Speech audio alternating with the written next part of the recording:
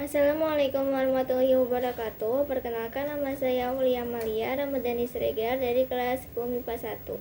Saya akan membacakan cerita rakyat hikayat Hang Tuah.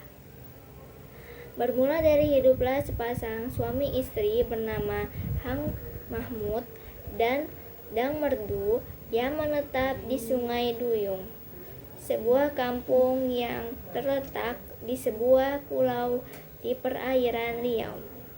Suami istri ini dikaruniai seorang anak laki-laki yang bernama Hang Tuah. Pada suatu malam, mimpi tentang bulan yang turun dari langit menghiasi tidur Hang Mahmud. Cahaya dari bulan itu menyinari kepala Hang Tuah. Setelah terbangun dari tidurnya, Hang Mahmud segera memeluk dan menghujani kepala putranya dengan ciuman sambil berlinang air mata. Hang Mahmud percaya bahwa anaknya akan menjadi seseorang yang hebat. Ia kemudian mengirim Hang Tuah dari satu guru mengaji ke guru lainnya. Selain mendalami ilmu agama, Hang Tuah juga belajar beragam bahasa. Di antaranya adalah bahasa Melayu, Keling, Cina, dan Portugis. Tak hanya pintar, Hang Tuah juga memiliki keberanian untuk berpetualang. Ia bersama dengan 4 sahabat dekatnya, Hang Jebat, Hang Kasturi, Hang Lekir, dan Hang Lekiu, pergi berlayar ke Laut Cina Selatan saat berumur 10 tahun. Untuk melindungi diri, masing-masing anak diberikan sebilah keris oleh orang tua mereka sebelum berangkat. Perahu yang ditumpangi oleh Hang Tuah dan kawan-kawannya ternyata diserang oleh 3 buah perahu lanun atau bajak laut. Meskipun begitu, kelima anak itu tidak gentar dan memancing para pelanun ke sebuah pulau untuk bertarung di daratan. Hasilnya, Hang Tuah dan 4 sahabatnya berhasil melukai para pelanun dengan seligi atau tombak, tempuling atau tombak ikan, dan panah sumpit. Para pelanun yang tidak terkena serang senjata dari kelima anak itu kemudian memilih untuk melarikan diri. Pertarungan pun dimenangkan oleh Hang Tuah dan kawan-kawannya. Selanjutnya, Hang Tuah bersama 4 sahabatnya kemudian membawa para pelanun ke Singapura. Di tengah laut, ternyata perahu mereka dibuntuti oleh perahu para pelanun yang melarikan diri. Untungnya, saat itu terdapat 7 perahu batin Singapura yang sedang melintas menuju Bintan.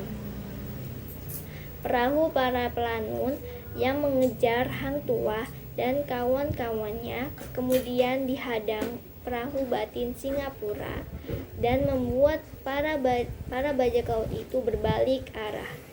Selanjutnya, batin Singapura meminta penjelasan Hang Tuah beserta 4 sahabatnya dan merasa kagum dengan keberanian kelima anak itu.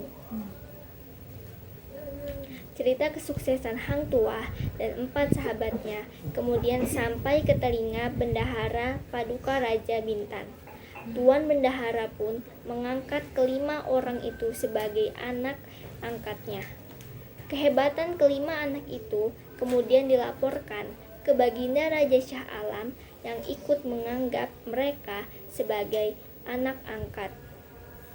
Beberapa tahun kemudian, Hang Tuah beserta 4 sahabatnya yang telah menjadi para pembesar kerajaan diikut sertakan oleh Baginda Raja Shah Alam untuk mencari pusat kerajaan yang baru.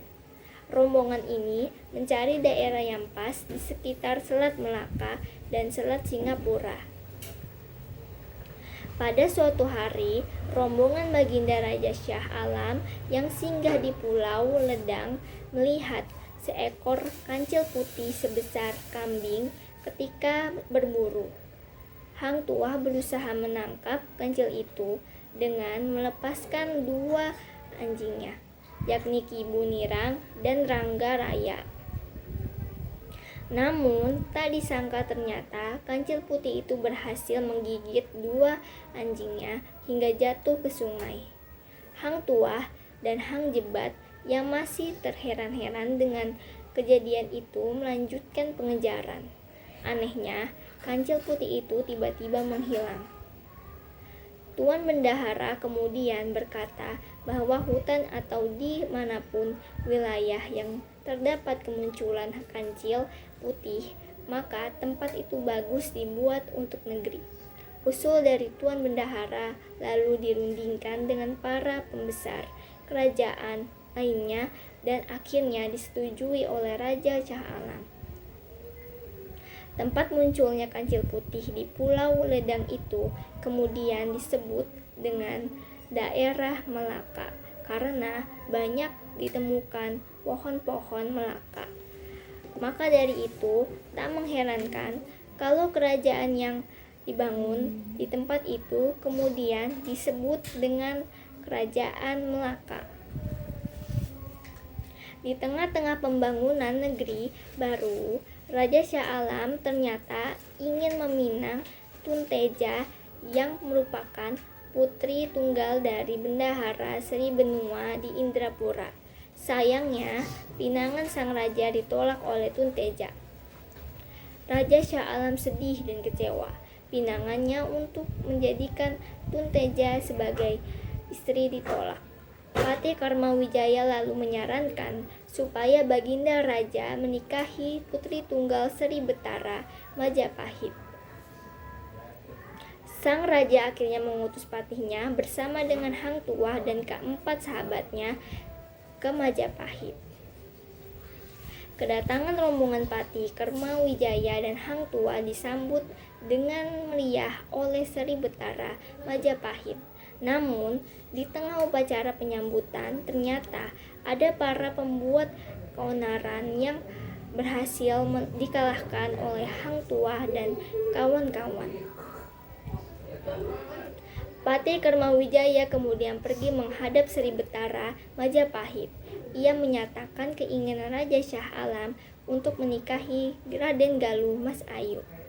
Pinangan Raja Shah Alam disambut dengan sukacita. Bahkan Sri Betara Majapahit menyarankan untuk segera melaksanakan pernikahan itu. Rombongan utusan dari kerajaan Melaka kemudian kembali ke negeri asal mereka dan menyampaikan kabar bahagia itu kepada Baginda Raja. Raja Shah Alam lalu menyiapkan diri dan rombongannya demi pelayaran ke Majapahit untuk menggelar upacara pernikahan. Kedatangan Raja Shah Alam disambut meriah dan diarak dengan gajah menuju Istana Sri Betara Majapahit. Selama proses pergelaran pernikahan berlangsung, Hang Tuah beserta 4 sahabatnya tak pernah jauh dari sisi Baginda Raja. Sayangnya, 1 hari sebelum pernikahan tiba, terdapat kekacauan di luar istana yang meresahkan masyarakat. Ternyata, keributan itu dipicu oleh Taming Sari yang mengamuk. Taming Sari ialah prajurit Majapahit yang sudah tua, tapi masih kuat dan tangguh. Hang Tuah sebagai pelindung Raja Shah Alam kemudian bertarung dengan Taming Sari. Serangan-serangan yang dilancarkan Hang Tuah awalnya tidak berhasil melukai Taming Sari. Namun, setelah Hang Tuah tahu bahwa kekuatan Taming Sari berasal dari kerisnya, ia lalu mengambil keris itu dan menyerang ke prajurit Majapahit tersebut. Setelah Taming Sari berhasil dikalahkan, Hang Tuah lalu menyerahkan keris Taming Sari kepada Sri Betara Majapahit. Namun, Sri Betara Majapahit menolak dan justru menganugerahkan keris itu kepada Hang Tuah serta memberinya gelar sebagai Laksamana. Upacara pernikahan Raja Shah Alam dan Putri Raden Galuh Mas Ayu akhirnya berhasil dilaksanakan. Perayaan pernikahan antara Raja Kerajaan Malaka dan Putri Kerajaan Majapahit digelar sangat meriah selama 7 hari 7 malam. Rombongan Raja Shah Alam dan Raden Galuh Mas Ayu kemudian kembali ke Melaka. Selama bertahun-tahun, Kerajaan Melaka menjadi negeri yang aman dan tentram. Hang Tuah sebagai Laksamana melaksanakan tugasnya dengan baik dan menjadi kesayangan Baginda Raja. Sayangnya, keistimewaan yang dimiliki oleh Hang Tuah mengundang iri dan dengki dari para pegawai kerajaan dan istana. Fitnah untuk menjatuhkan Hang Tuah kemudian disebarkan di sekitar istana yang berisikan rumor bahwa laki-laki ini telah berbuat yang tidak senonoh dengan seorang dayang istana.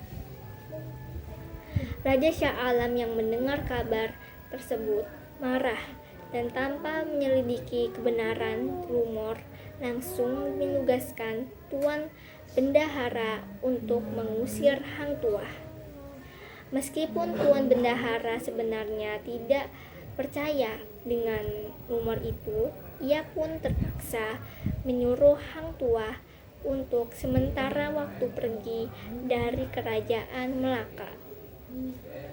Hang Tuah kemudian pergi ke Indrapura dan bertemu dengan Dangratna. Laksamana ini diangkat menjadi anak oleh Dangratna. Ia juga memiliki hubungan dekat dengan Tunteja dan telah dianggap seperti keluarga sendiri. Beberapa waktu kemudian, tada perahu Melaka yang singgah di Indrapura. Perahu itu dipimpin oleh Tun Ratnadiraja dan Tun Bijasura yang datang dari perjalanan membeli gajah di Myanmar. Hang Tuah kemudian ikut dengan kapal tersebut untuk kembali ke Melaka. Sesampainya di kerajaan Melaka, Hang Tuah menghadap di depan raja dalam keadaan terikat. Ia kemudian mempersembahkan anak panah manikam dan cermin yang telah didambakan Baginda Raja. Selain itu, Laksamana ini juga membawa Tunteja yang dulu pernah menolak pinangan Raja Shah Alam. Tak disangka, Baginda Raja menyuruh pengawalnya untuk melepas ikatan Hang Tuah dan pimpinan kerajaan Melaka ini, kemudian merangkul Laksamana kesayangannya ini. Hang Tuah pun kembali menjadi Laksamana kebanggaan kerajaan Melaka. Setelah beberapa tahun sejak kembali ke Melaka, lagi-lagi Hang Tuah kembali mendapat tuduhan kalau ia telah berbuat tidak sopan dengan dayang istana. Fitnah itu dilontarkan oleh Patih Kerma Wijaya dan pengikutnya yang iri dengan kedudukan Hang Tuah. Raja Shah Alam kemudian memerintahkan Tuan Bendahara untuk menghabisi nyawa Hang Tuah. Tuan Bendahara yang merasa sedih dan bersalah karena tidak bisa membela Hang Tuah lalu menyuruh Laksamana ini untuk mengungsi ke hulu Melaka. Posisi Hang Tuah kemudian digantikan oleh salah satu dari 4 sahabatnya, yakni Hang Jebat. Sayangnya, semenjak memutuskan untuk mengadili Hang Tuah, Raja Shah Alam ternyata sering bertampak murung. Hang Jebat yang dipercayai sebagai Laksamana kerajaan Melaka ternyata menggunakan jabatannya dengan sewenang-wenang. Ia seringkali dipergoki, sedang menggoda dan bermain dengan dayang-dayang istana. Perilaku tidak senonoh Hang Jebat kemudian sampai di telinga 3 sahabat Hang Tuah lainnya, yaitu Hang Lekir, Hang Kasturi, dan Hang Lekio. Ketiga orang ini berusaha menyadarkan perbuatan keliru sahabatnya itu. Hang Jebat tak mau mengalah dan menganggap kalau apa yang ia lakukan adalah sebagai bentuk rasa tidak sukanya kepada Baginda Raja yang telah membunuh Hang Tuah. Hang Kasturi pun mau tidak mau menyerang Hang Jebat dibantu oleh para sahabat dan prajurit istana. Sayangnya, usaha itu sia-sia belaka. Melihat kekacauan yang dilakukan oleh Hang Jebat, Tuan Bendahara pun menghadap ke Raja Shah Alam.